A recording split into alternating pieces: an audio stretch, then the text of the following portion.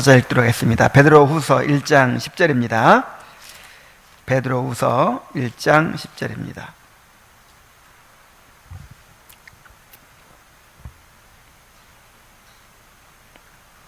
자, 함께 읽겠습니다. 시작. 그러므로 형제들아 더욱 힘써 너희 부르심과 택하심을 굳게 하라. 너희가 이것을 행한즉 언제든지 실족하지 아니하리라. 아멘. 자, 지난 시간에 이어서 구원의 확신에 대해서 계속 말씀을 증거하도록 하겠습니다. 우리가 지난 시간에는 주로 이제 구원의 확신에 대해서 그 잘못된 개념들, 잘못된 이해들을 우리가 살펴봤습니다. 이제 오늘은 구원의 확신에 관한 올바른 교리를 우리가 한번 정리를 해보도록 하겠습니다. 우리가 과연 구원을 확신할 수 있는가? 우리가 지난 시간에 이제 거기에 대해서도 우리가 살펴봤죠. 카톨릭이라든지 이런 데서는 율법주의자들은, 또 행위주의자들은 구원을 확신할 수 없다. 내 구원을 내가 확신할 수 없다는 거예요. 왜냐하면 내 행위에 대해서 우리가 자신할 수 없기 때문에. 그렇게 주장하는 사람들이 있는가 하면, 그 다음에 구원의 확신을 너무 쉽게 그냥 자동적으로 구원의 확신을 갖는 거다. 구원의 확신을 내가 가져야만 믿음이 있는 거다. 그렇게 이제 주장하는 구원파 같은 사람들도 있다고 했어요. 양극단으로 흐르는 것이죠. 그렇다면 구원의 확신에 관한 바른 교리는 무엇일까요? 자, 먼저 구원의 확신에 대한 성경적인 근거를 먼저 살펴봅니다. 이 구원의 확신은 성경이 이제 증거하고 있는 교리입니다. 먼저 하나님은 우리가 구원의 확신을 누리기 원하십니다. 요한일서 5장 13절에 보면은 요한일서 5장 13절에 보면은 내가 하나님의 아들의 이름을 믿는 너희에게 이것을 쓰는 것은 너희로 하여금 너희에게 영생이 있음을 알게 하려 함이라 그랬어요. 그러니까 요한이 이 요한일서를 쓰는 목적을 무엇이라고 얘기합니까? 성도들이 내가 구원받은 사실을 알도록, 확신하고 그것을 누리도록 하기 위해서 이 요한일서를 썼다는 거예요. 그래서 하나님은 우리가 구원받은 사실을 확신하고 그 확신을 누리기를 원하시는 것이죠. 그 다음에 또 히브리서 6장 17절부터 18절을 보겠습니다. 히브리서 6장 17절부터 18절. 하나님은 약속을 기업으로 받는 자들에게 그 뜻이 변하지 아니함을 충분히 나타내시려고 그 일을 맹세로 보증하셨나니 이는 하나님이 거짓말을 하실 수 없는 이 두 가지 변하지 못할 사실로 말미암아 앞에 있는 소망을 얻으려고 피난처를 찾은 우리에게 큰 안위를 받게 하려 하심이라 그랬어요. 이 안위라는 말은 이제 위로하고 격려해 준다는 말이잖아요. 자, 우리를 이 큰 안위를 어떻게 받아요? 우리가 큰 안위를 받도록 하나님께서 해주신 게 뭐예요? 우리 구원에 대해서 맹세로 보증하셨다는 거예요. 맹세로 보증하셨어요. 자, 맹세로 보증하신 그 일이 있었죠. 언제입니까? 아브라함과 언약을 맺으실 때 그 피의 언약을 맺으셨잖아요. 피로 맹세하셨잖아요. 쪼갠 고기 사이로 하나님의 임재를 상징하는 횃불이 지나갔죠. 그 쪼갠 고기 사이로 언약의 당사자가 지나가는 것은 자기 피로 맹세하는 거예요. 만약에 내가 이 언약을 지키지 않으면 이렇게 목숨을 내놓겠다, 그런 것이거든요. 근데 하나님이 쉽게 말하면 하나님이 자기 목숨을 내놓으신 거예요. 하나님은 뭐 돌아가실 수 없기 때문에 거기 해당이 안 되겠지만, 우리 인간의 차원으로 자기를 낮추셔서 인간의 그 언약을 맺는 방법으로 아브라함과 언약을 맺으신 거예요. 그러니까 하나님이 맹세하신 거예요. 자기 이름을 걸고 맹세하신 거예요. 그러니까 아브라함이 이제 그 맹세를, 하나님께서 맹세를 하셨으니까 이제 확신을 할 수 있었겠죠. 이야, 하나님이 이렇게까지 하셨는데 안 지키실 리가 있나. 그래서 이제 그때부터 아브라함이 이제 확신을 가지게 된 거예요. 그런데 우리 모두에게, 구원받은 모든 당신의 자녀들에게 이렇게 우리 구원을 맹세로 보증을 해주셨다는 거예요. 예수 그리스도의 구속을 믿는 사람은, 예수 그리스도의 구속을 받아들이고 예수 그리스도와 연합한 사람에게는 하나님께서 영원한 생명을 주시는데, 그것을 결코 잃어버리지 않을 것이다. 끝까지 하나님께서 구원을 완성하시고 이제 영원한 생명을 누리게 하실 것이다 하는 것을 하나님께서 맹세로 보증해 주셨어요. 그렇게 함으로 이 땅에서 주의 백성으로 살아가는 사람들에게 큰 안위를 받게 하려 하셨다 하는 거예요. 그러니까 하나님의 뜻을 알겠죠. 하나님은 우리가 내가 정말 구원 받았나 못 받았나, 그냥 죽을 때까지 이렇게 의심하면서 두려워하면서 벌벌 떨며 살다가 가도록 하는 것이 하나님의 뜻이 아니에요. 정말 하나님의 그 약속을 붙잡고 확신하고 그렇게 평안을 누리면서 기쁨을 누리면서 그렇게 이 세상을 살아가기를 원하십니다. 그리고 성령을 통해서 우리에게 구원의 확신을 주십니다. 로마서 8장 5절 15절부터 16절에 보면은, 로마서 8장 15절 16절에 보면은, 너희는 다시 무소하는 종의 영을 받지 아니하고 양자의 영을 받았으므로 우리가 아빠 아버지라고 부르짖느니라. 성령이 친히 우리 영과 더불어 우리가 하나님의 자녀인 것을 증언하시나니. 그랬죠. 성령께서 이제 직접 우리 마음에 너는 하나님의 자녀다 이렇게 증언을 해주신다는 거예요. 그 다음에 에베소서 1장 12절로 13절을 봅니다. 에베소서 1장 12절 13절 보면은,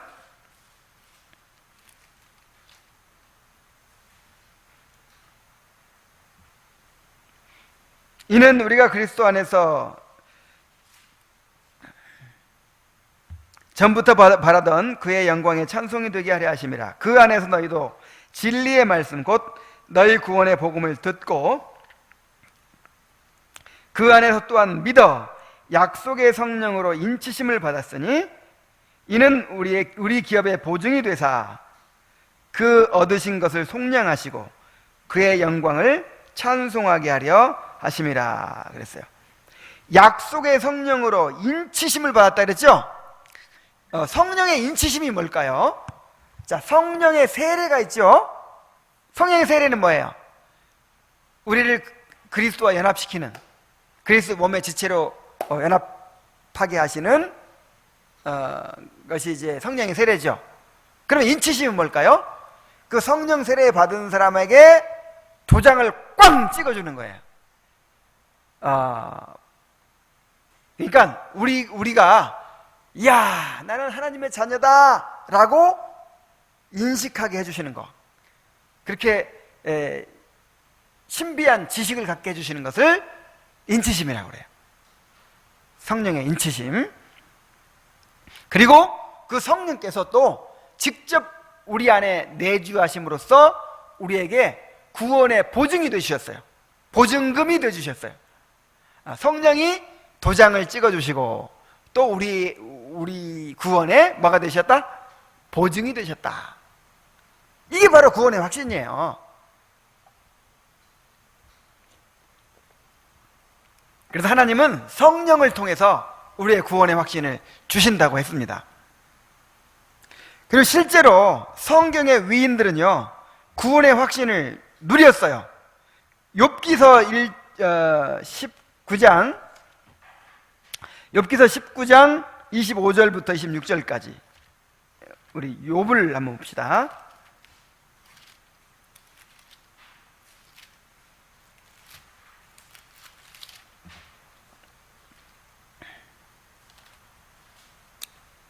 아, 25절부터 보면은 내가 알기에는 나의 대속자가 살아계시니 마침내 그가 땅 위에 서실 것이라. 내 가죽이 벗김을 당한 뒤에도 내가 육체 밖에서 하나님을 보리라. 지금 욥은 엄청난 재앙을 만나가지고 고난당하고 있어요. 그런데 이 고난당해가지고 이제 이 가죽이 벗김을 당한다는 말은 이제 육체가 소멸되는 걸 말해요. 이제 죽을 거라는 것을 알아요. 그런데 죽으면 그걸로 끝나는 게 아니라 내 죽더라도 어떻게 된다 그랬어요? 내 가죽이 벗김을 당한 뒤에도 내가 육체 밖에서 하나님을 보리라. 확신을 가지고 있는 거죠. 구원의 확신을 가지고 있는 거죠. 이런 확신을 가지고 이 고난을 이겨내고 있는 거예요. 또 다윗을 보세요. 다윗 시편 51편 8절에 보면은 시편 51편 8절에 보면은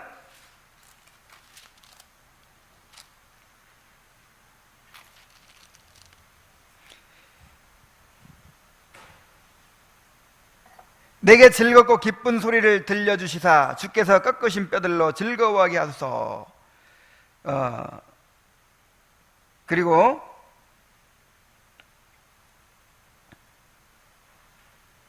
또 12절 보세요. 주의 구원의 즐거움을 내게 회복시켜 주시고 자원하는 심령을 주사 나를 붙드소서. 그랬죠? 그러니까 이 다윗은 범죄하기 전에 어떤 게 있었다는 거예요? 하나님을 즐거워하고 또 하나님의 구원을 즐거워하는 그런 기쁨이 있었죠. 그거를 충만하게 누렸어요. 그런데 그거를 범죄하면서 잃어버렸어요. 그래서 구원의 즐거움을 내게 다시 회복시켜달라고 간구하고 있는 것입니다. 그러니까 다윗은 구원의 확신을 소유하고 누렸던 것입니다. 그 다음에 또 바울을 보면요, 디모데후서 1장 12절에 자, 바울의 구원의 확신을 봅시다. 디모데후서 1장 12절 이로 말미암아 내가 또 이 고난을 받되 부끄러워하지 아니함은 내가 믿는 자를 내가 알고 또한 내가 의탁한 것을 그날까지 그가 능히 지키실 것을 확신함이라. 내가 의탁한 것이 뭐예요? 자신의 구원이죠.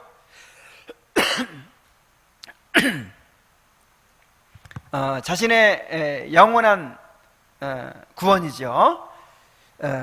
그 영원한 구원을 그날까지, 그날이 언제예요? 이 구원이 완성되는, 이제 예수님이 재림하셔 구원이 완성되는 날, 그날까지 그가 능히 지키실 줄을 확신함이라. 이 구원의 확신이 있으니까 이해할 수 없는 고난이 막 다가오는데도 나는 부끄러워하지 않는다. 이렇게 담대한 선언을 하고 있는 거예요. 우리 바울에 대해서는 몇 구절 더 찾아봅시다. 디모데후서 4장 7절 8절 나는 선한 싸움을 싸우고 나의 달려갈 길을 마치고 믿음을 지켰으니 이제 후로는 나를 위하여 의의 면류관이 예비되었으므로 주 곧 의로우신 재판장이 그날에 내게 주실 것이며 내게만 아니라 주의 나타나심을 사모하는 모든 자에게 도느니라. 확신을 가지고 있죠. 내가 이제 달려갈 길을 다 마쳤다. 내가 죽을 때가 됐다.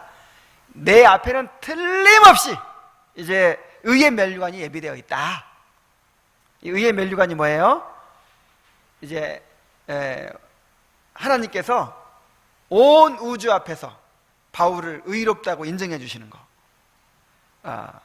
그 심판대에서 의롭다고 인정해 주시는 것.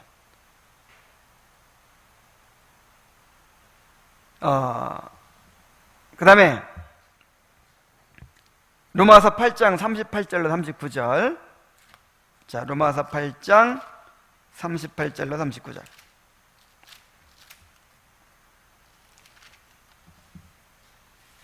내가 확신하노니 사망이나 생명이나 천사들이나 권세자들이나 현재일이나 장래일이나 능력이나 높음이나 깊음이나 다른 어떤 피조물이라도 우리를 우리 주 그리스도 예수 안에 있는 하나님의 사랑에서 끊을 수 없으리라.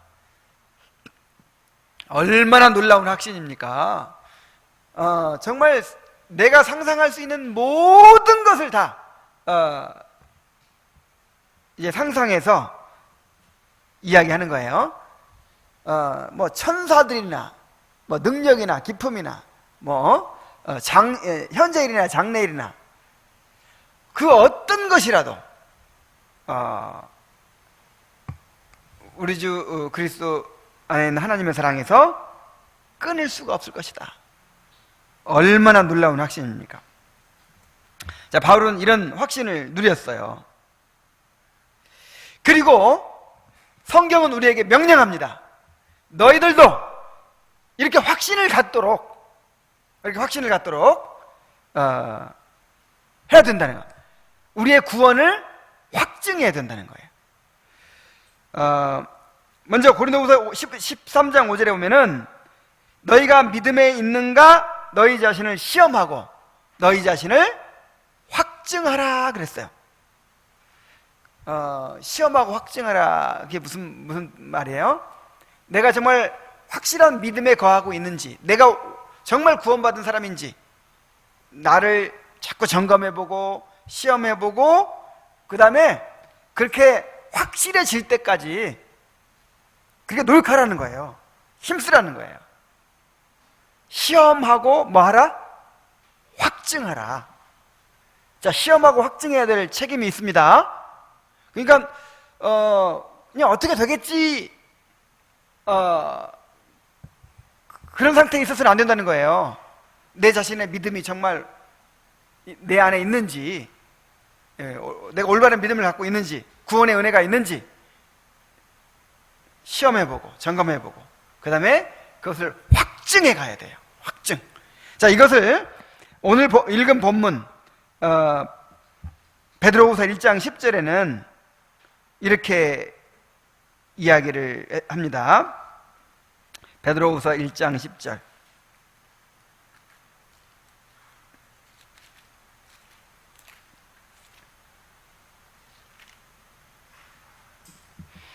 그러므로 너 형제들아 더욱 힘써 너희 부르심과 택하심을 굳게 하라. 너희가 이것을 행한즉 언제든지 실족하지 아니하리라. 이같이 하면 우리 주 곧 구주 예수 그리스도의 영원한 나라에 들어감을 넉넉히 너희에게 주시리라. 이게 이제 이번 주일 오전 예배 때 이제 설교할 본문인데, 부르심과 택하심을 어떻게 하라? 굳게 하라. 이 굳게 하라는 말은 이 법정에서 쓰이는 말인데, 이 무엇을 확실하게 하다, 그런 뜻이에요. 이제 그 피고나 원고나 증인이나 법정에서 하는 말을 확실하게 해야죠. 그냥 대충 그냥 이렇게 지나가듯이 말하고 그러면 되겠어요, 안 되겠어요? 안 되죠. 어떤 사실을 이제 당신이 이렇게 했다고 하는데 이게 사실입니까? 이렇게 물어보죠. 확실하게 짚고 넘어가잖아요. 확실하게. 그런 것처럼 내가 구원받은 사실을 확실하게 하라는 거예요. 어떻게 되겠지, 뭐 받았겠지, 나중에 가보면 알겠지, 이래서는 안 된다는 거야. 그런 식으로 살다가 어떻게 되겠어요? 만약에 아니면 어떡하겠어요? 영원히 멸망하면 어떡하겠어요? 그리고 우리가 하루 앞일을 알 수가 없는데 불확실한 상태에서 내가 이 세상을 떠나면 어떻게 되겠어요? 그러니까 부르심과 택하심을 굳게 해야 돼요. 그래야만 어떻게 된다고요? 11절에 이같이 하면 우리 주 곧 구주 예수 그리스도의 영원한 나라에 들어감을 넉넉히 너희에게 주시리라. 이렇게 부르심과 택하심을 굳게 하는 이런 사람들이 천국 가는 거예요.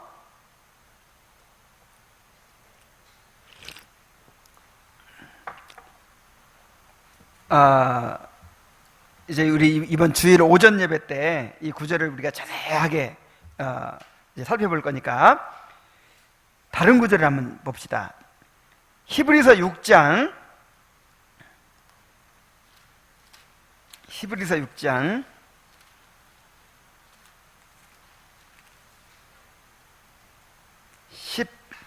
11절 우리가 간절히 원하는 것은 너희 각 사람이 동일한 부지런함을 나타내어 끝까지 소망의 풍성함에 이르러 그랬죠? 자, 소망의 풍성함이 뭐예요? 이것이 다른 말로 하면 구원의 확신이에요. 이 구원의 소망이 내 안에 풍성해요. 소망이 희미한 게 아니라 어떻게 돼요? 풍성해. 이게 구원의 확신이야. 이 구원의 확신을 얻으려면 어떻게 해야 돼요? 동일한 부지런함을 나타내요. 그래서 게으른 사람은 구원의 확신을 가질 수가 없어요. 부지런해야 구원의 확신을 가질 수 있어요. 영적으로 부지런해야 돼요. 게으르다는 것은 지난주에 우리가 이 베드로후서 1장 8절 9절에서 살펴봤죠. 게으른 건 왜 게을러요? 소경이라 멀리 보지 못하기 때문에. 그러니까 그 갈망이 없는 거예요. 영적인 갈망이 없어요. 그러니까 게으를 수밖에 없죠. 그러니까 열매가 없을 수밖에 없죠. 이런 사람은 이제 이 멸망할 사람이라고 했잖아요. 부지런해야 됩니다. 부지런해서 부지런히 추구해서 소망의 풍성함에 이르러야 돼요. 자, 그래서 우리가 성경적인 근거를 살펴봤는데 하나님께서 우리가 구원의 확신을 소유하고 누리기를 원하신다고 했습니다. 그리고 성령께서 우리에게 구원의 확신을 주신다고 약속되어 있습니다. 그리고 성경의 위인들은 모두가 이 구원의 확신을 가지고 누렸어요. 그리고 우리에게도 이 구원의 확신을 갖도록 부르심과 택하심을 굳게 하도록 그렇게 명령하고 있습니다.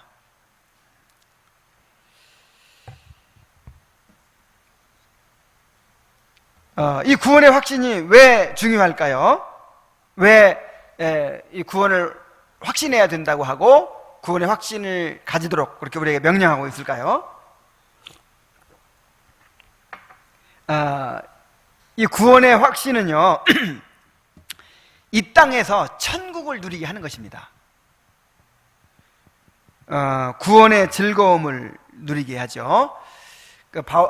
다윗이 구원의 즐거움을 내게 회복시키시고 그랬잖아요.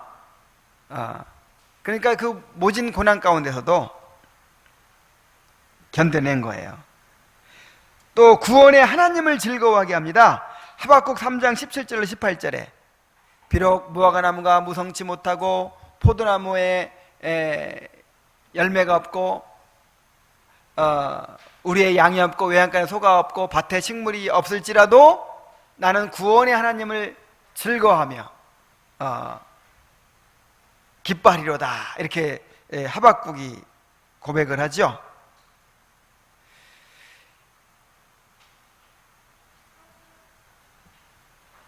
그리고 장차 나타날 영광을 즐거워합니다.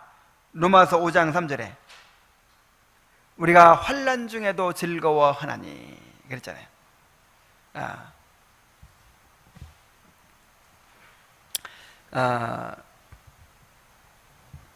그 영광을 바라고 즐거워하느니라 그러면서 우리가 환난 중에도 즐거워하나니 그랬어요.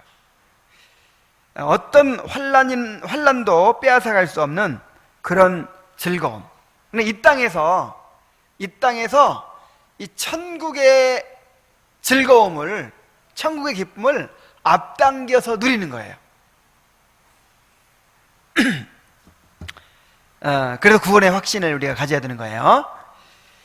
그 다음에 두 번째로는 구원의 확신을 가질 때 이 세상을 사랑하지 않게 됩니다.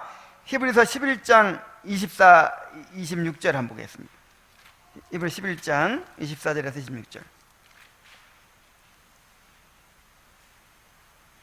믿음으로 모세는 장성하여 바로의 공주의 아들이라 칭함받기를 거절하고 도리어 하나님의 백성과의 고난받기를 잠시 죄악의 낙을 누리는 것보다 더 좋아하고 그리스도를 위하여 받는 수모를 애굽의 모든 보화보다 더 큰 재물로 여겼으니 이는 상 주심을 바라봄이라 그랬어요. 자, 이 상이 무슨 상이에요? 구원이죠. 구원이 완성되는 거잖아요. 이것을 바라보니까 이것이 내 것이 된 거예요. 지금 너무 확실하게 내 것이 된 거예요. 밭에 감춘 보화를 발견한 거예요. 그러니까 애굽의 모든 보화가 아무것도 아니야. 바로의 공주의 아들이라고 불리움 받고 애굽에서 영광을 누리는 것이 아무것도 아닌 거예요. 그래서 이 세상을 사랑하지 않게 됩니다. 그 다음에 세 번째로는 구원의 확신은 우리로 하여금 거룩한 삶을 살게 합니다. 요한일서 3장 2절로 3절. 요한일서 3장 2절로 3절.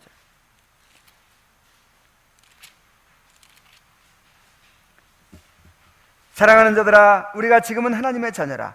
장래에 어떻게 될지는 아직 나타나지 아니하였으나 그가 나타나시면 우리가 그와 같을 줄을 아는 것은 그의 참모습 그대로 볼 것이기 때문이니 주를 향하여 이 소망을 가진 자마다 그의 깨끗하심과 같이 자기를 깨끗하게 하느니라. 자, 이 소망을 가진 자마다, 이렇게 확신을 가진 자마다 그의 깨끗하심과 같이 자기를 깨끗하게 하느니라. 여러분, 구원의 확신이 뭐예요? 나는 이제 어떻게 살아도 나는 거꾸로 매달아도 국방부 시계는 간다, 그런 것처럼 내가 어떻게 살아도 나는 천국 갈 거야. 나는 그런 거 아니에요. 구원의 확신은 내가 주님을 만나게 되고, 내가 사랑하는 주님을 만나게 되고 주님의 영광에 참여하게 된다는 그런 것입니다. 그래서 진짜 제대로 된 구원의 확신을 가진 사람은요, 무엇으로 드러나냐면 자기를 깨끗하게 하려고 해요. 거룩을 추구해요. 진짜 확신은 무엇을 추구한다? 거룩을 추구하게 돼 있어. 근데 오늘날 상식으로는 다르죠. 확신을 가지면 어때요? 안일해지잖아요. 그냥 확신을 가지면 아이고 이제 됐다, 아이고 확신이 있으니까 나 이제 어차피 천국 가니까, 그러면서 안일해져 버리죠. 요건 진짜 확신이에요, 가짜 확신이에요? 가짜 확신이에요. 조나단 에드워즈가 이 부흥을 이제 경험하고 나서 구원 이제 회심의 체험하기 전에는요, 자기가 지옥 갈지 모른다고 생각하니까 그렇게 두려워하고 매달리고 막 그렇게 경성하고 막 이런 사람들이 이제 어떤 막 뜨거운 체험을 한 거예요. 그리고 회심했다고 생각하니까 그때부터는 이제 안일해진 거예요. 야, 이제 나는 천국이야. 그럼 근데 어떤 사람은 또 다르더라는 거예요. 어떤 사람은 그 회심의 체험을 하고 나서 그때부터 더 두려워하고 더 죄를 애통해하고 더 갈망하고 더 열심을 내더라는 거예요. 그걸 보면서 이제 나는 거듭났어. 이제 나는 회심했어. 그러면서 안 이뤄지는 사람은 가짜예요, 진짜예요. 가짜예요, 가짜. 이런 구원은 없어요. 이런 구원은 없어요. 아니, 구원이 그렇게 능력 없는 거예요? 아니, 구원이 그렇게 시시한 거예요? 이런 건 구원 아니에요. 이런 가짜 확신이란 말이에요. 진짜 확신이냐 가짜 확신이냐, 이거는 거룩을 추구하게 만드는 것은 진짜 확신이고, 안 이래지게 만드는 것은 가짜 확신이에요.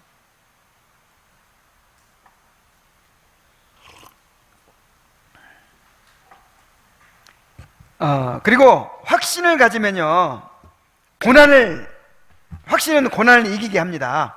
로마서 8장 16절로 18절. 로마서 8장 16절로 18절.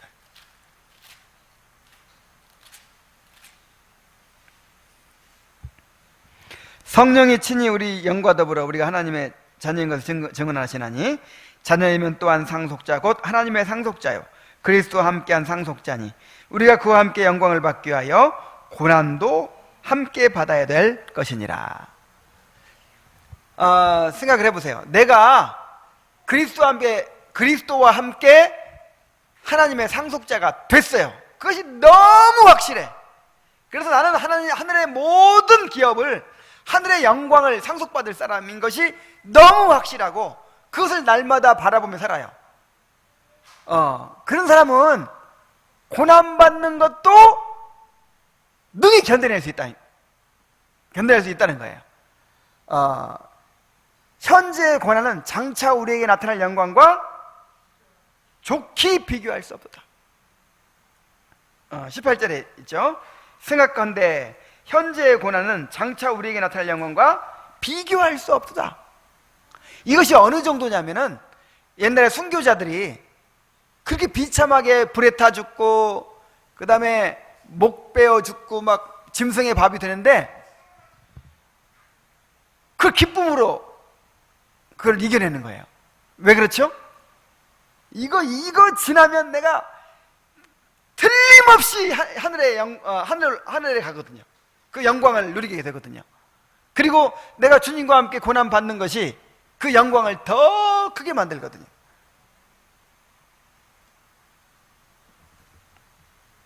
그래서 구원의 확신은 중요한 것입니다. 우리로 하여금 천국의 기쁨을 누리게 하고, 이 세상을 사랑하지 않게 하고, 거룩한 삶을 살게 하고, 고난을 이기게 해주는 거예요. 그래서 하나님께서 이 험한 세상을, 우리가 정말 그 좁은 길을 가야 되잖아요. 그런 우리에게 이제 격려해 주시고 위로해 주시고 기쁨을 주시기 위해서 확신을 선물로 주시는 것입니다. 자, 그렇다면 우리가 어떻게 구원의 확신을 가질 수 있을까요? 첫 번째는 그리스도 안에 있는 약속을 믿음으로 우리가 확신을 가질 수가 있습니다. 구원의 확신은 하나님의 약속에 근거하는 거예요. 그래서 칼빈은 말하기를, 구원의 확신에 이르려면 우리는 말씀과 함께 시작해야 한다 그랬어요. 하나님의 약속에 대한 믿음이 확신의 기초가 되는 것이죠. 그래서 우리가 계속해서 복음의 말씀을 들어야 돼요. 여러분, 구원의 확신을 갖기를 원하십니까? 그럼 계속해서 복음의 말씀을 듣는 거예요. 그래서 그 말씀을 계속 듣는 가운데 이 믿음을 갖게 되고, 그 믿음에 근거해서 확신을 이제 소유하게 되는 것입니다. 그러므로 계속해서 하나님의 복음의 말씀을 들어야 됩니다. 자, 그런데 내 이제 복음의 말씀을 듣고 그 말씀을 믿었어요. 그런데 이것만으로는 부족해요. 이것만으로는. 왜냐하면 이 구원이라고 하는 거는 하나님께서 나한테 뭔가를 이루시는 거잖아요. 그렇죠? 객관적으로 어떤 객관적인 증거가 있는 거예요. 그러니까 내가 믿었어 그것만 가지고 안 돼요. 그것이 진짜 하나님께서 나를 거듭나게 하셔서 그렇게 나온 믿음인지 아직 모르는 거예요. 그것이 지식적인 믿음인지 그것이 감정적인 믿음인지 아직은 모르는 거예요. 나는 믿었지만. 자, 무슨 얘기 알겠죠? 하나님께서 그리스도께서 이루신 구원을 성령께서 내 안에 적용시키시는 그 역사가 있는지 없는지, 이게 중요한 거예요. 그래서 두 번째, 구원을 이루시는 성령의 유효한 역사가 있어야 된다는 거예요. 내 안에 구원을 이루시는 성령의 유효한 역사를 통해서 우리가 확신을 하게 되는 것입니다. 히브리서 6장 9절 말씀.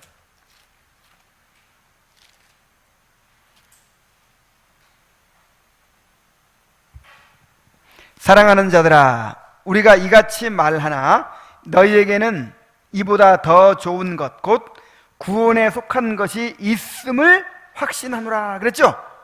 구원에 속한 것, 이게 뭐겠어요?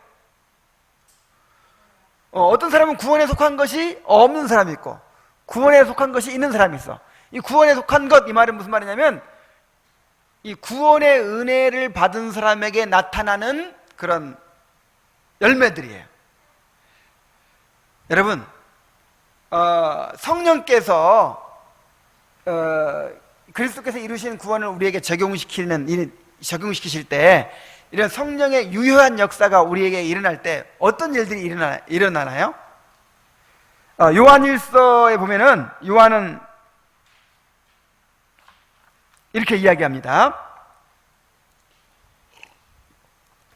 먼저 우리 도르트 신조 12항을 한번 봅시다.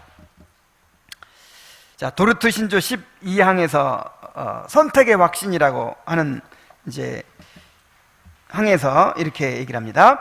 이 선택의 확신은 다른 말로 구원의 확신을 가리키는 거예요. 선택의 확신은 하나님과 비밀스럽고 깊고 오묘한 것들을 호기심으로 파고 들어감으로써 갖는 것이 아니라, 자, 구원의 확신은 뭔가 이렇게 비밀스러운 것을 막 이렇게 추구해가지고 얻어지는 게 아니에요. 신비한 음성 막 들으려고 하고, 하나님이 너는 구원받는 자다, 이렇게 뭔가 이렇게 막 음성 들려주고 막 말씀 떠오르게 해주고 막 그냥 막 이런 거 아니에요. 그럼 뭐예요? 하나님께서 그분의 말씀에서 가르쳐 보이신 틀림없는 선택의 열매들, 즉 그리스도에 대한 참된 믿음, 자녀로서 갖는 하나님에 대한 경외심, 죄에 대한 거룩한 슬픔, 의에 목마르고 굶주림 등과 같은 것들을 영적으로 기뻐하고 거룩히 즐거워하며 자신들 안에서 관찰함으로 얻는다 그랬어요. 이게 바로 구원에 속한 거예요. 속한 것. 자, 뭐함으로 얻는다? 이런 성령의 유효한 역사를 내 안에서 관찰함으로. 그래서 요한일서가 말하는 거듭남의 증거들이 있습니다. 요한일서에 오면은 하나님께로서 난 자마다 범죄하지 아니하나니, 하나님께로서 난 자마다 죄를 짓지 아니하나니 그랬어요. 죄에 대한 태도가 달라진다는 거예요. 그러니까 죄를 미워하고 버리고자 하고 죄에 대해 슬퍼하고 이런 것이 생기라는 거예요. 이게 구원에 속한 거예요. 속한 것들 중에 하나예요. 그 다음에 또 뭐가 있습니까? 그리스도께 대한 믿음입니다. 요한일서 5장 1절에 요한일서 5장 1절에 예수께서 그리스도이심을 믿는 자마다 하나님께로부터 난 자니 그랬죠? 예수께서 그리스도이심을 믿는 자마다. 그러니까 여기서 믿음은 그냥 지식적인 믿음이 아니겠죠. 예수께서 그리스도라고 안 믿는 사람이 누가 있어? 그러면 구원파도 아니면 안식교인도 다 카톨릭 교인들도 전부 다 여기서 해당되죠. 그죠? 여기서 믿는다는 말은 그냥 지식적인 믿음이 아니고 정말 그리스도를 알고 또 이 그리스도를 사랑하고 그리스도께 자신을 의탁하는 그는 전인격적인 믿음을 말하는 거예요. 쉽게 설명하면, 비유해 설명하면 프로포즈를 받아들이는, 신부가 신랑의 프로포즈를 받아들이는 그런, 내가 예수님을 그렇게 받아들이는 거예요. 예수님께 온전히 나를 드리는 거예요. 이걸 말하는 거예요. 이게 예수께서 그리스도이심을 믿는 믿음입니다. 자, 그리고 또 어떤 게 있어요? 하나님께 대한 사랑. 예수께서 그리스도이심을 믿는 자마다 하나님께로부터 난 자니 또한 낳으신 이를 사랑하는 자마다. 그랬죠? 낳으신 이를 어떻게 해요? 사랑해요. 하나님을 사랑해요. 하나님께 대한 사랑이 이제 생겨나는 거예요. 그래서 이 삶의 동기가 달라져요. 죄를 안 지으려고 하는 것도 왜? 하나님을 사랑하니까. 하나님이 싫어하니까. 또 내가 선을 행하려고 하는 것도 왜 그렇게 해요? 하나님을 사랑하니까. 그것을 하나님이 기뻐하시니까 하나님이 기뻐하시는 일을 하고자 하는 거예요. 이렇게 하나님을 사랑하는 마음으로 모든 일을 행하게 되는 거, 이것도 구원에 속한 것입니다. 그 다음에 형제에 대한 사랑. 요한일서 1장 이제 끝에 보면은 낳으신 이를 사랑하는 자마다 그에게서 난 자를 사랑하느니라. 그렇죠. 3장 14절부터 보면은 우리는 형제를 사랑함으로 사망에서 옮겨 생명으로 들어간 줄을 알거니와 사랑하지 아니하는 자는 사망에 머물러 있느니라. 그 형제를 미워하는 자마다 살인하는 자니 살인하는 자마다 영생이 그 속에 거하지 아니하는 것을 너희가 아는 바라. 형제에 대한 사랑. 그러니까 이것도 우리가 잘 분간해야 돼요.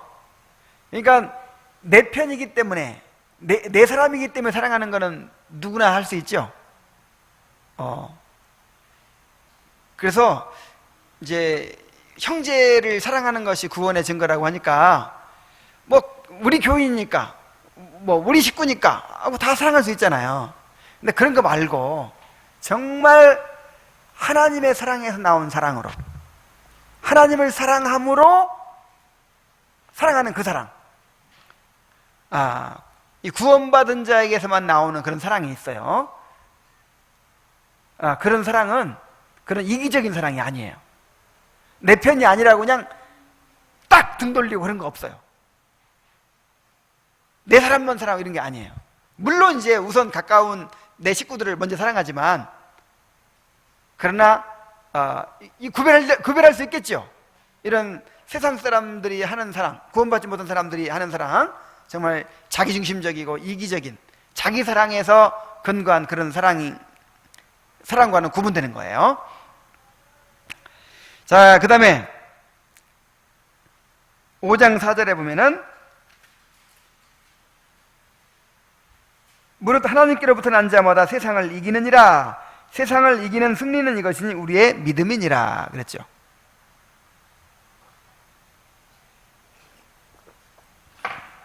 그러니까 정말 구원받은 사람은요 세상을 이겨요.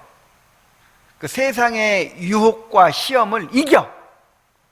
그냥 평생 살면서 그냥 교회를 계속 다니면서도 항상 세상에 붙들려 가지고 그 세상에 대한 미련을 버리지 못하고 세상의 즐거움을 포기하지 못하고 세상에 대한 사랑을 버리지 못하고 그냥 계속 그렇게 두 마음을 품고 막 그렇게 살아가는 사람 있죠? 가시덤 불밭에 떨어진 씨앗. 이거 구원 받은 거예요, 못 받은 거예요? 구원 받지 못한 거예요. 이런 것들 몇 가지만 들자면 이런 것들이 바로 구원에 속한 것입니다. 이게 이제 구원받은 사람에게 나타나는 성령의 유효한 역사예요. 자, 이런 것들을 이렇게 관찰함으로써 확신이 생기는 거예요.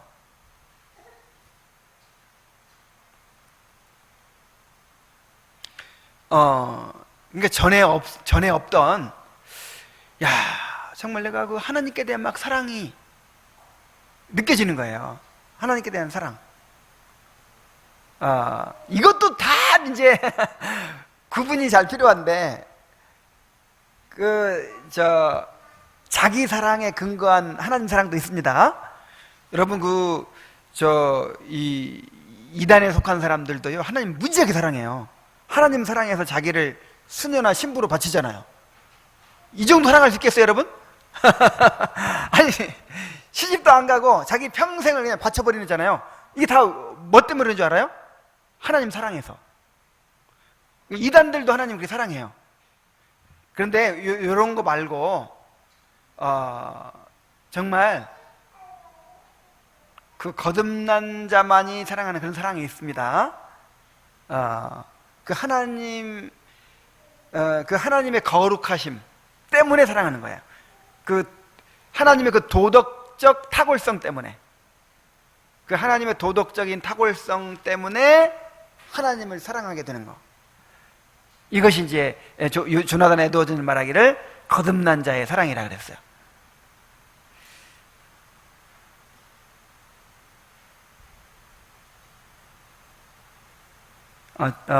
그러니까 그 하나님께 대한 사랑이 내 안에 생겨났어요. 그리고 하나님을 알고자, 하나님을 향한 열망, 하나님을 향한 갈망이 계속 깊어져 가는 거예요. 그래서 죄에 대한 애통이 계속 깊어져 가는 거예요. 형제에 대한 사랑이 계속 나오는 거예요. 그리고 내가 지긋지긋하게 떨쳐버리지 못했던 죄들을 이제 이기게 되는 거예요. 뭐 이런 증거들이 내 안에 막 이제 나타나기 시작해요. 그러면서 내가 거듭난 사람이구나, 내가 구원받은 사람이구나, 이렇게 확신하게 되는 것입니다. 그런데 여기 플러스 알파가 있어요. 근데 또 이것만으로도 이렇게 이제 확실하지 못할 경우도 많죠. 왜냐하면 이것이 처음부터 확실하게 드러나는 게 아니라 이제 그것이 점점 이렇게 열매로 나타나거든요. 그럼 어느 정도 나타나야 우리가 정말 확실해질까요? 그래서요, 세 번째 확신의 요소가 있는데, 그게 뭐냐면 성령의 내적 증거예요. 내적 증거.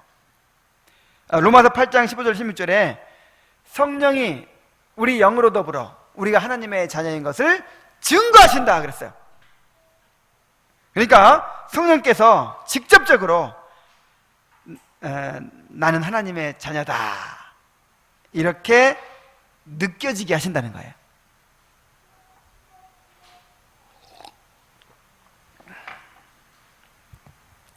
그러나 이것은 아무런 근거 없이 그렇게 확신을 갖게 하시는 것이 아니라 약속의 말씀과 객관적인 증거들을 통해서 이제 마음에 확신을 딱 갖게 하시는 거죠. 그러니까 제일 중요한 게 뭐예요? 객관적인 열매들이에요. 이 열매들을 근거로 해서 성령께서 이렇게 확신을 갖게 하시는 거예요.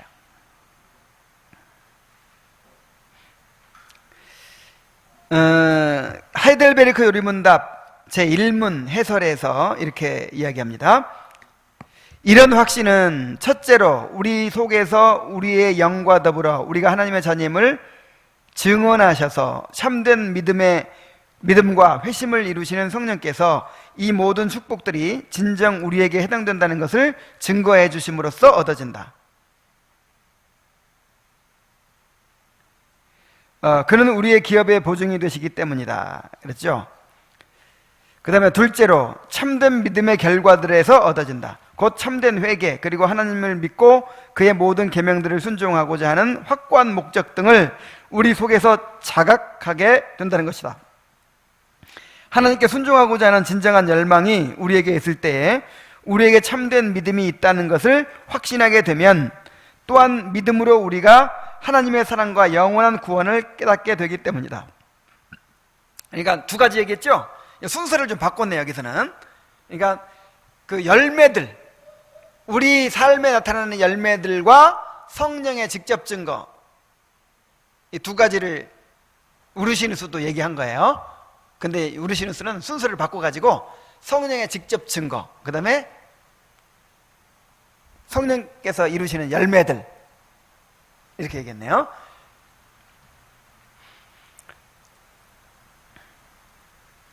자, 그럼 실제적인 적용을 이제 하고 마치겠습니다. 실제적인 적용. 그러면 내가 지금 어떻게 해야 될까? 내가 구원의 확신을 갖기 위해서 무엇을 해야 될까? 첫째로는 은혜의 방편을 부지런히 사용해야 됩니다. 그러니까 동일한 부지런함으로 소망의 풍성함만 이르러야 된다 그랬죠? 게으른 자는 구원의 확신을 가질 수 있다 없다? 없어요. 게으른 자는 구원의 확신을 가질 기대를 하지 마세요. 절대 안 돼. 은혜의 방편을 부지런히 사용해야 돼요. 은혜의 방편이 무엇입니까? 말씀, 기도, 성례죠. 먼저 말씀을 통해서 하나님의 약속을 확인하고 믿음을 가져야 됩니다. 그 다음에 기도, 끊임없는 기도를 통해서 이제 내 안에 있는 은혜를 확인하게 되는 거예요. 그리고 구하고 찾고 두드리라고 했잖아요. 끊임없이 하나님 앞에 구하고 찾고 두드림으로써 하나님께서 이제 그 응답으로 주시는 거예요. 그 다음에 성례가 있습니다. 이 성례가 구원의 확신을 갖는데 굉장히 중요한 수단이라는 거예요. 그리스도께서 성찬을 제정해 주신 것은 성도들에게 자신의 사랑을 확신시켜 주시고 그들의 죄가 용서함을 받았으며 하나님 앞에서 그들의 인격이 용납되며 또 그들의 영혼이 온전히 구원받았다는 사실을 보증해 주시는 것이었다 그랬어요. 그러니까 이 성례는 하나님의 약속에 대한 보증이에요. 보증. 말씀이 사랑 고백이라면 성례는 뭐라 그랬어요? 반지 끼워주는 거야. 당신을 사랑합니다. 나와 결혼해 주세요 하면서 말만 하는 게 아니라 반지를 준비해 와가지고 반지를 딱 끼워주는 거야. 그러면 반지 보면 너무 확실하죠. 그래서 우리가 성례를 행할 때마다 하나님께서 우리에게 보증해 주시는 거예요. 보증. 성례를 우리가 사모하고 정말 기대하고 그렇게 참여를 해야 되는 거예요. 그래서 은혜의 방편을 부지런히 사용하시기 바랍니다.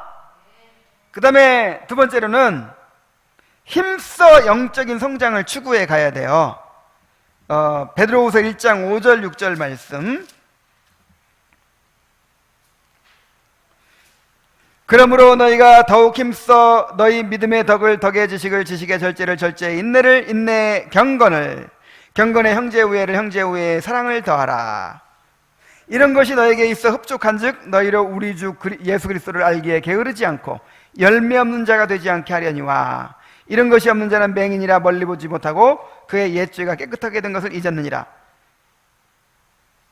여기 잘 보세요. 5절부터 7절까지는 더욱 힘써 성화의 열매를 맺으라 그러고 8절부터 9절까지는 이런 것이 없으면 구원받지 못한 것이다 그랬죠? 자, 그런데 요거를 똑같이 반복합니다. 한 번 더. 10절과 11절이 그 내용이에요.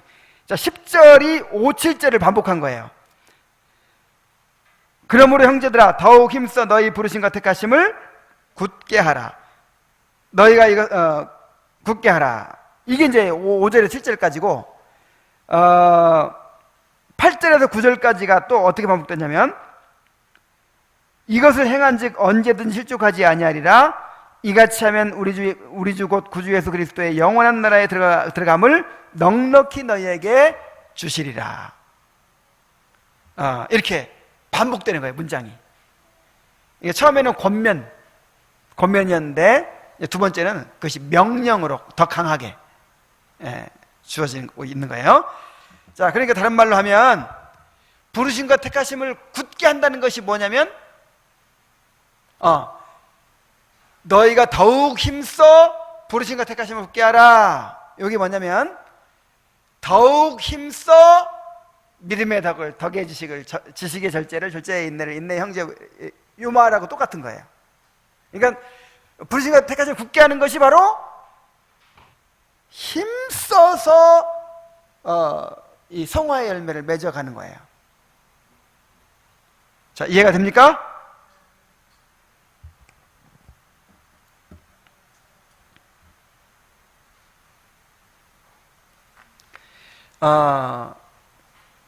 그래서 설령 정말 내가 구원 받았더라도 그래서 생명과 경건에 속한 모든 것이 내게 주어졌더라도 내가 은혜가 얕은 수준에 있으면요, 내가 게으른 상태에 있고 은혜가 아주 그냥 미미한 상태에 있으면 그것이 드러나겠어요, 안 드러나겠어요?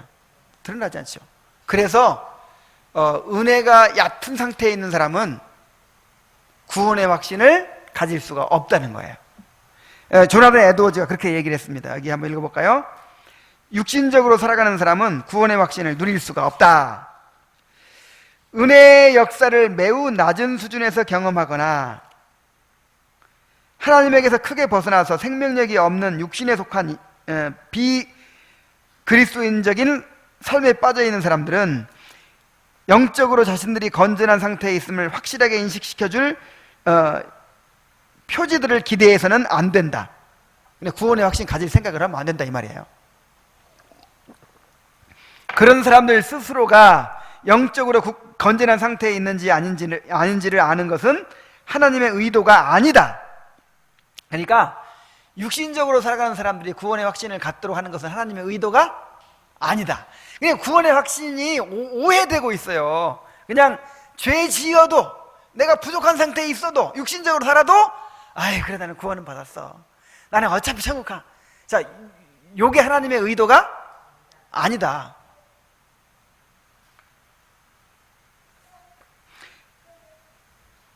또한 그들이 그것을 알아야만 한다는 것도 바람직하지 않다. 바람직하지 않은 거예요. 알면 안 되는 거예요, 말하자면. 오히려 그들이 알지 못하는 것이 모든 면에서 최선이다. 그리고 우리는 그런 사람들이 먼저 그들이 빠져있는 병적인 삶에서 빠져나오는 것 외에는 그들의 영적인 상태를 확실히 알 수 있는 길을 예비하지 않으신 하나님을 찬양해야 한다. 만약에 내가 육신적으로 살고 있어, 근데 확신이 있어, 그럼 빠져나오겠어요, 안 나오겠어요? 안 빠져나오지. 그래서 육신적으로 사는 사람은 확신을 가졌다가도 잃어버리는 거예요. 가졌다가도. 자, 왜 육신적으로 살아가는 사람들은 확신을 가질 수 없는가? 그 이유를 또 이렇게 말합니다. 은혜의 역사를 매우 낮은 수준에서 경험하거나 육신적인 삶에 빠져있는 성도에게는, 이제 구원 받았지만 이렇게 낮은 수준으로 살아가는 사람들에게는 이중의 결함이 있는데, 바로 이 때문에 그는 자신에게 주어진 최선의 표지들과 기준으로도 자신이 참된 은혜를 받았는지 아닌지 확실하게 알 수 없다. 자, 그 두 가지가 뭔지 보세요. 첫째로, 은혜가 너무나 적게 역사하기 때문에 은혜를 확실하게 받았는지를 구별할 수가 없는 것이다. 둘째로, 시력의 결함이 생기게 된다. 부패한 육신적인 삶에 빠져있는 사람들의 영적인 감각은 너무 약해져 있기 때문에 영적인 일들을 판단하고 구별하는 데 어려움이 있다. 하나님의 계획은 자신의 부패성을 죽이고 은혜의 역사가 더 강해져서 은혜를 생생하게 맛보는 것 외에 다른 방법으로는 사람들로 하여금 확신을 얻지 못하게 하시는 것이다. 그랬어요. 그러니까 확신은 은혜의 역사가 강해져서 하나님의 은혜의 역사를 생생하게 맛보는 거, 그 방법으로만 확신을 가질 수 있어. 그 방법으로만. 그러니까 은혜를 소멸하고 육신적으로 살고 그러면은요, 두 가지 결함 때문에, 한 가지는 은혜가 너무 연약해가지고 내 안에 성령의 유효한 역사가 드러나요, 안 드러나요? 안 드러나잖아요. 이 부부간에도요, 여러분, 부부간에 서로 사랑해요, 안 사랑해요? 남녀간에 엄청 사랑하죠? 뭐 애인간에라든지 부부간에라든지 사랑해서 막 목숨까지 주고 싶죠? 근데 어떨 때는 어때요? 이 왼수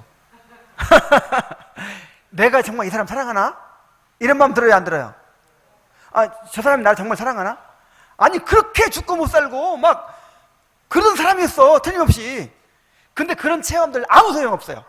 진짜 내가 관계가 안 좋아지고 안 좋아질 상태에서는요, 야, 내가 저 사람 사랑하는 거 맞아? 이렇게 된다니까요? 근데 영적으로도 똑같아요. 아무리 옛날에 놀라운 체험이 있고 막 그래도 다윗도 잊어버려, 구원의 확신을. 아무리 위대한 성도도 영적인 은혜를 소멸하고 게을러지고 나태해지고 육신적으로 살아갈 때는 구원의 확신을 잃어버려요.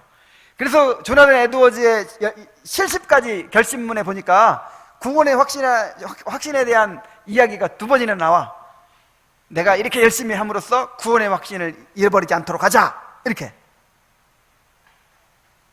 하나님의 은혜가 충만해져서 그 하나님의 은혜의 증거들이 생생하게 이렇게 드러나기 전까지는 그거 외에는 구원의 확신을 가질 수 있는 방법이 없습니다.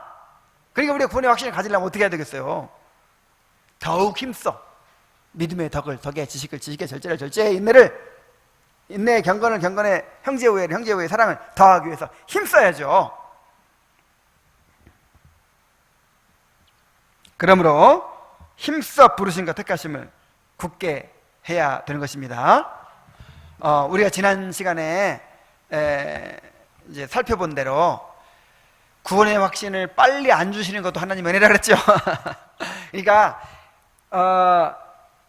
이렇게 막 완전 게을러게 살고 그냥 나태하고 그렇게 육신적으로 사는 사람 말고 뭔가 정말 갈망을 가지고 그렇게 추구하는데도 아직 안 주시는 사람들이 있어요. 근데 그런 사람은 하나님 미워하셔서 안 주시는 거 아닙니다. 더 사랑하시기 때문에 연단하시는 거예요. 더 연단하시고. 왜냐하면 평생을 이렇게 살아갈 거잖아요. 평생을 좁은 길로 이제 정말 그렇게 고난을 이기고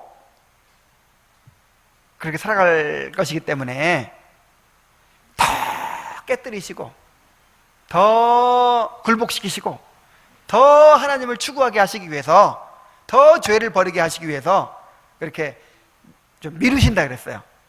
그래서 대개 오랜 연단을 통해서, 오랜 시험과 연단을 통해서 거쳐서 그렇게 확신에 이르게 하신다 그랬습니다. 그래서